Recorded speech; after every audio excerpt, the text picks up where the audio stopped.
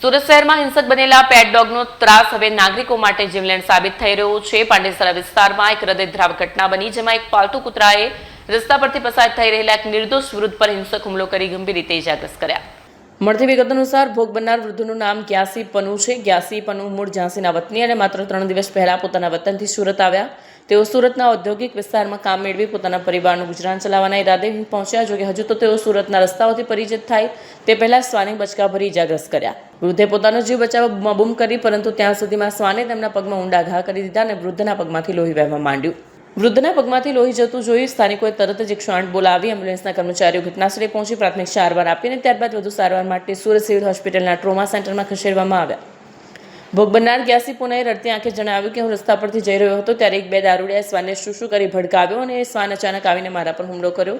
શ્વાન પાલતું હતું તેવું આસપાસના લોકોએ જણાવ્યું। અમે ઝાંસીના છીએ, હજુ તો 2-3 દિવસ પહેલા જ અહીં કામ અર્થે આવ્યા છીએ। હું 8 વાગ્યાની નોકરી પર જવા નીકળ્યો હતો, ત્યાં 7:30ની આજુબાજુ શ્વાને મને બચકા ભર્યા અને આસપાસના લોકોએ 108 બોલાવી હતી।